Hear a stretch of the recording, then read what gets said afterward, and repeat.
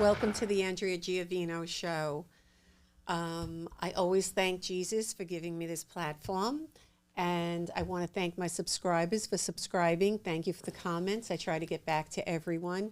Today we have back TobyTNT, and we have John Livia with Serious and Silliness. That's a really nice shirt, by the way. I know, and I like the feel. The material is really nice too. So I'm going to open it up to you, John. Okay, so what we were talking about is, before we got on the air, we were actually talking about the Mafia genre on YouTube. And Andrea is deep into the Mafia genre on YouTube. And I do a lot of Mafia interviews. And this is the first time I'm actually going to give my real opinion on it. I don't mind doing the interviews. I don't mind covering the interviews. I never wanted my channel to be a Mafia channel. I wanted it to be a variety channel. But this is what people want to see. So I have no problem doing it. I just feel like it really, the Mafia information makes the Italian people on YouTube look horrible. Because the majority of Italian people are hardworking, good, traditional people. And then you get like 5% of the population that have been murderers, drug dealers, racketeering, loan sharking. I'm going to say it's not, John. I'm going to say it's not even 5%. It's a much lower percentage than that. A lot of times, just in business, when I'm dealing with people or I meet people, because I'm a heavy Italian with my accent and the fact that I'm from New York, they all assume a lot of times people just assume, well, I come from a family of organized crime, but I'm a legitimate businessman. Yeah. But people will assume, you know, you're in the Mafia, you're not the Mafia. I happen to know people, but I'm a legitimate guy that looks to live the right life, a legitimate life. But that does follow you around. That Mafia thing does follow you around. Yeah. And a lot of Italians are hardworking, legitimate, good people that aren't out there murdering and, you know, committing crimes and selling drugs and, you know, whacking people off the head with bats. And it's not even and it's not even like that anymore. Like, that world of organized crime and Cosa Nostra is a shell. It's a fraction of what it used to be. There, you know, it's not the 1980s anymore where if somebody owes you money, you could crack his head on the sidewalk. It's actually a joke. It really is. I mean, it's not even. It's actually pathetic today. It's pathetic. So I don't mind. I like doing the interviews, and I like putting it out there, and I like when people enjoy my content. But I'm hoping that I can, in the future, build off that content and do other content. Hopefully, my other content will grow, because on my channel it's a lot of variety. All right. But like I was discussing before, if I'm going to give the people what they want, because by far the Mafia interviews and me reviewing the Mafia interviews get the most views. It's not even close. But the Mafia then and now is different. It's a joke. It's not the same. Let's talk about why it's not the same. So it's like you said, we're cracking somebody's head open. So right now, there's a variety of reasons why the Mafia ended up falling. It doesn't have the stronghold that it once had, and that it's not as active as it once was in the ways that it once was. I'm going to mention one thing: Ring doorbells. Okay, you go to crack somebody's head open, drag them out of the house, whatever the case may be. You're on a Ring doorbell, and if you're not on that homeowner's Ring doorbell, you're on the neighbor's Ring doorbell. Or there's a Ring doorbell down the block that just caught you going down the street. Or cell phones. So cell phones, videos, cameras outside the house. Cameras everywhere. Cameras at lights. That's right. I mean, these crimes that were once committed are not easily able to be committed the way they once were. Yeah. Now, you take that whole setup out of the equation. What's the other thing that brought down the Mafia? RICO law. Let me mention this guy's name, Rudy Giuliani. That's right. Rudy Giuliani. I mean, Rudy Giuliani in New York. You remember him back in the day? Let alone RICO. RICO also depends on government informers, because if you don't have government informers, they really don't have cases a lot of times. Yeah. It's the RICO is the charge. Yeah. But to get to the charge, you need to have two corroborating witnesses to government inform on that particular person, family crime. And let's talk about why they inform. So, all right, you lock Because- up. How many, when you got locked up, how many people they lock up? I was arrested with 22 organized crime guys. And now you get other organizations where they may get 40, 50 guys, right? Yeah. So let's just say whether it's 20, 40, 50, let's use the number, they lock up 40, 50 guys, right? 50 guys, and 25 of those 50 guys now have RICO charges, say. RICO's, you're doing big time. These guys might be facing life in prison. So I've literally spoken to lawyers, former prosecutors, because you know, I'm curious, like how many people, because I come from an old school era where you don't rat. You know, that's the way my father was. You don't rat. They don't like rats. Like it's just like you're not even supposed to like cops. I remember telling my father I wanted to be a cop. Today. Forget about it. It's not like that today. Yeah. Actually, today, you're getting faced with life or a RICO, okay? Who am I going to worry about? You or me? I'm going to worry about me. Yeah. So what ends up happening? Yeah, what ends up happening is you get so many people get locked up. They're facing these heavy charges. These guys are already criminals. They're already guys that they're robbing. They're killing their friend. If they're a member of the mafia and they're given an order to kill their friend, their best friend, they gotta follow through with those rules. You gotta kill the guy that they tell you to kill. Okay, so this is somebody. These are people that are willing to commit certain types of crimes. Now for greed. You know, most of the time, the reason someone's dealing drugs or involved in organized crime, whether it be gang related, whether it be the mafia, it doesn't have to be the mafia, it could be gangs. It's for some form of being a part of something, or for greed of money, whatever the case may be. Now they're facing life in prison or 20 or 30 years, a steep sentence. That's how the government gets them. That's right. And squeezes them, and now they cooperate. Yeah. And now they get more people arrested. And the people that say, "Oh, you're a rat," and so on and so forth, it's easier said than done. Yeah. If you're Until in you're in those shoes, then you judge. I always say that, John. I don't judge. Absolutely. If you're in those shoes and you're looking at a life sentence, and you're a young man or young woman, 30, 40. Why should you? You know, and especially when everybody else around you is turning a state's Everybody evidence. does. Yeah. I mean, listen, I don't know what the right answer is. Right, I know you don't want to be a rat, you don't want to be a rat, but then you throw whatever life you have left. Now look at Greg Scarpa Jr. He's 73 years old, and the only reason to get out of prison was because he's got cancer now. Well, Mark Wright is still in, That's it. 36 Mark years Wright is old. in- 36 years. Yeah, Mark Wright is still. He's in prison. 75 years old. So yeah, he didn't rat, great, but now you're rotting in prison. Yeah. On an organization that's not there anymore. It's not there anymore. Right, so. So let me tell you, I'm going to take the Italian and Well, some mafia of the biggest families they've ratted. Yeah, absolutely. So there was a big gangster, black gangster. Okay, I don't know if you guys know the name, but this individual cooperated, became a rat, a government informant, and took a life sentence. Do you guys know who it is? No, okay, tell me. Okay, What it is. Fat Cat Nichols out of Queens. Fat Cat Nichols. So was- Fat yeah. Cat Nichols ended up taking a life sentence and agreeing to cooperate to get, I believe, his mother and his sister off of charges. So this was a guy that ended up still, I guess, taking a life sentence. They probably weren't going to let him out to get his mother and his sister off because he probably had so many bad crimes under his belt, but still ended up taking a life sentence. Now, how do you look at that guy? You know, this is a guy that's playing chess, I guess, at this point.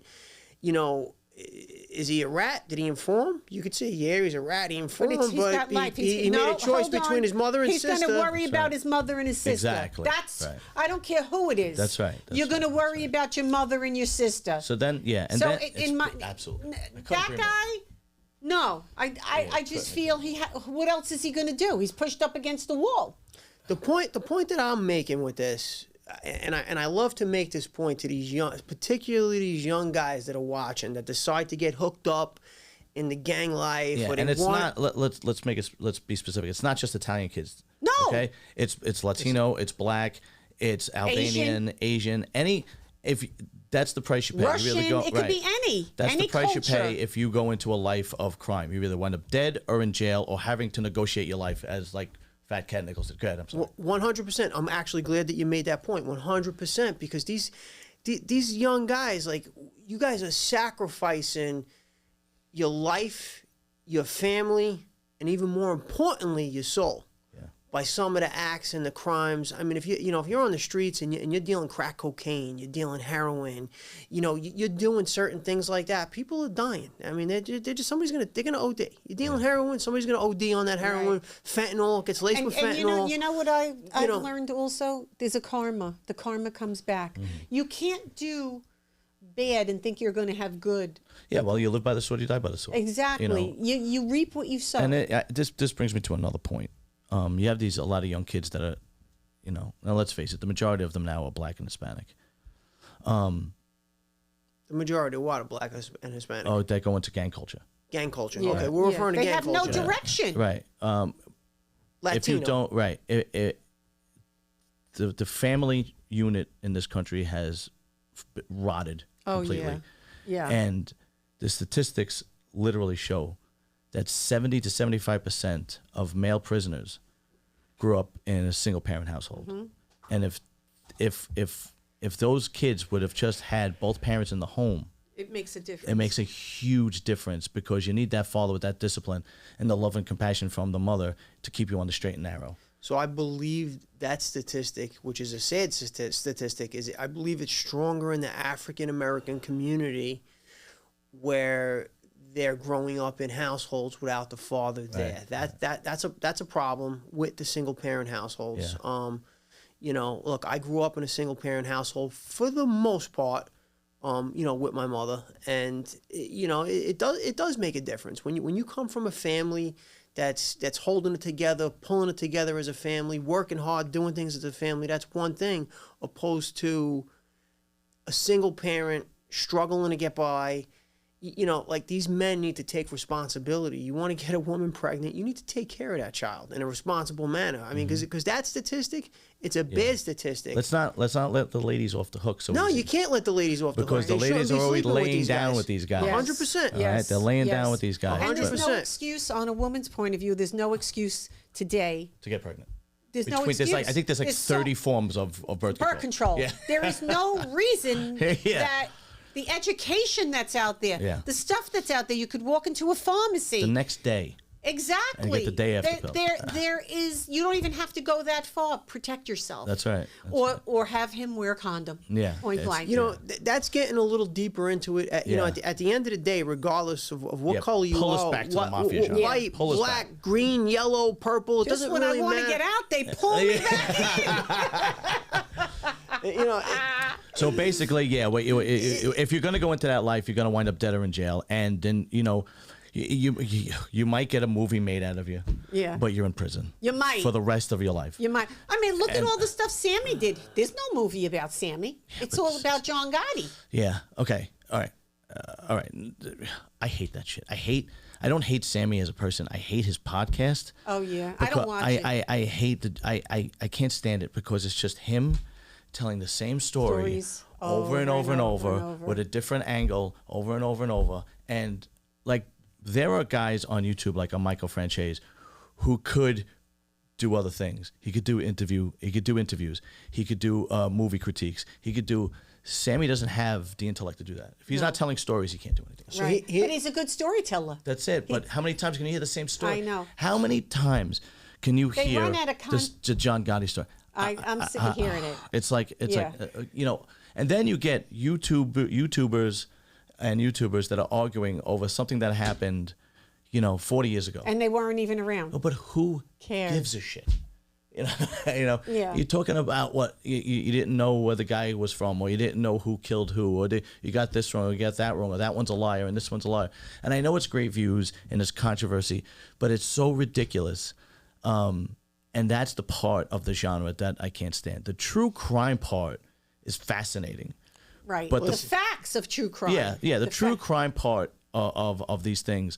But to me, it's not just the Mafia ones that are fascinating. I like the 1% biker culture. When you go into the Mexican drug cartels, right? When you go into the Russian Mafia, it's fascinating. Okay, it really is. And I like the movies too. I enjoy the movies too. Right? Don't get me wrong. The Goodfellas, and there was a great one about the Mexican Mafia, the American Me. I don't know if you remember. Oh, that American Me. I like that one. That's a great movie. film. But when you get into the genres arguing over ridiculous things, it Listen, sooner or later, you gotta realize that it's just YouTube and it's nonsense. Here's what I think. I think Sammy could have made a lot of money from writing children's books and not killing anybody. Because if Sammy would have stuck to storytelling and writing books and not murdering people and organized crime, Sammy would have did probably pretty good at telling stories because he's a good storyteller. Yeah, listen, I am a shameless opportunist. If I can interview Sammy Gravano, I will. So if you hear this, please.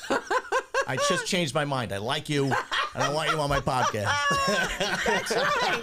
That's right. That's right. No, but my honest feelings are that I think it's ridiculous. I think the whole thing is absolutely ridiculous. I think there is so much great information that you can get, so much education that you can get on social media and YouTube, and then we just still dwell on this stuff. Is like I said, the actual true crime part is fascinating. People love it, John. They absolutely love it. They love it around the world. They do. It's unbelievable. The true crime part, and also maybe I'm coming from a biased part because I grew up around it. All right, I'm gonna do it on your show. Okay, I'm gonna say something that I've never said before, and then I told my brothers I would never say, but I'm gonna say it. All right, okay? say it. My father was partners in the construction business with a captain in the Colombo crime family, Scappy.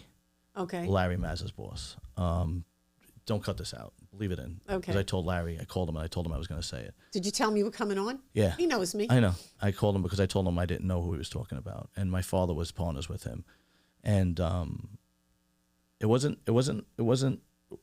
peaks and valleys. There were times where my father had a shit ton of money, and there were times where there were people knocking on the door looking for money, and they weren't nice people. Right. You know, and I might be coming from a biased point of view, and it wasn't one time that it happened. It was 2 times specifically that it happened that I remember as a kid. Once in Brooklyn, once in Staten Island, and these people were looking for my father. And that's scary for a kid. And it's not, and that's why I don't. Like I said, the true crime part is fascinating, but when you come from a biased point of view like I do, I'm sorry, I frown upon and it. I think that vision in your head stays there. Yeah, that vision is there. And my father was larger than life. You know what I mean? Like he wouldn't be able to operate without being around those guys. Really? You know, it's just like anybody else. It's the culture of what you grew up around. So your father was probably another one of those guys that basically grew up around these people. And that's what he knows. If you wanted the opportunity, you got to go to this particular guy, this particular individual to say, get that opportunity. That was what your father probably did, I'm assuming, for his family to try to better his life. Gets involved with these people. I'm nervous that I actually said that now. Why? Because of my family, because of my brothers and my mother. They're going to watch it? Probably not. So they're not going to watch my show. Okay. Yeah, they will, because I'm on it. Oh. They might slap the But shit out of listen, you. it was a million years ago, years ago, and everybody's dead. And so what would they be worrying about? No, nothing. There's nothing to worry about. It's just that everybody that he was involved with is dead. Scappy's dead. Everybody's dead. Well, nobody's coming Persico's today. dead. No, yeah, it's not like today. that. It's not like that. But today. when I'm glad that you were able to get it out. Yeah, and it really is. It really, like, there were times where, again, we had plenty of money and toys, and my mother was the only woman who didn't work in Brooklyn that had a cleaning woman. Really? Yeah, because that's how much money he was making back then. So in the he 80s. must have been making money. And then all of a sudden, the bottom fell out. And then they have nothing, and then they're broke, and then they're scraping the bottom of the barrel. And it's not and fun. that puts a lot of pressure on the kids when there's financial insecurity in the house. Absolutely. Because like when I was in grade school, we were doing great, and then when we moved to Staten Island, that's when everything kind of fell apart. Faded. Yeah, that's when everything fell apart. It's not glamorous. It's not a glamorous life. I always it might be a glamorous life, but it's not. The outsiders think it's glamorous. It's not. I say that all the time. It's not glamorous when it all comes piling down, and it does happen. Yeah. It will happen. Forget it. Your life is over. What I'm gonna say it's probably the way I would describe is self-destructive. Yeah. It's almost like somebody takes drugs, they get high, or they drink and they get drunk and they're having a good time in that moment. But then once that moment's over, and like let's say you crossed the line drinking or you crossed the line doing drugs, that's what ends up happening when you get involved in and around organized crime.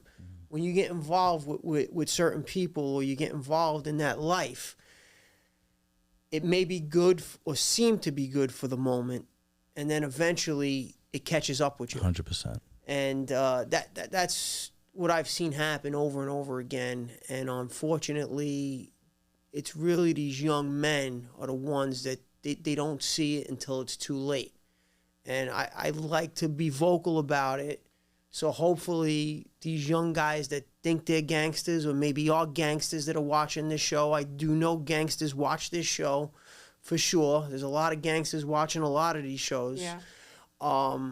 You know, I want to put that out there because I want to see people better themselves. I always want to see people. I always wish well for people to better themselves, their lives, their families, and You know what's recognize. one way people could better themselves? Watch Serious and Silliness Outcast. I love it. He loves That's it. This guy's God's honest it. truth. This guy- this guy's a great marketer. That's right. I don't trust this guy one bit. I think he's a freaking scam artist. How did he get in here? I don't know. I just came in off the street. You did. I tell you, Serious and Silliness fits your whole. It's fantastic. It's a fantastic podcast that nobody knows about. Yes, it is, and I'm sure Let them know.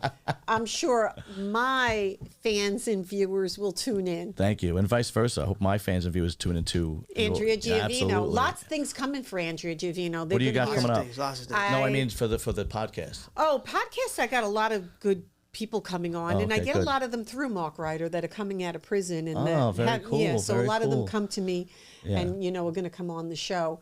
But as far as for me, working with some big producer directors with some big names for stuff. We'll discuss that later, though. We'll hold that stuff We're going to back for hold that now. stuff back, but everybody's going to And- hear of me, so tune in. But next week I'm having Anthony Arleata on. Nice. Oh, nice. Yes, so everybody knows him Should from be Vlad interesting. TV. Okay. So watch mine because I'm going Okay, to ask great. questions he didn't. Don't forget to subscribe to the channel. Yes. We did another good interview today. Yep. God bless. Wish you the best. Follow us on Instagram at TobyTNT1, at Andrea Giovino, at Serious and Silliness Serious and on Silliness. Instagram. Yes. God bless. Thank you. God bless. Wish you the best. I love that. And we'll see you next time. Subscribe, thumbs up, leave comments.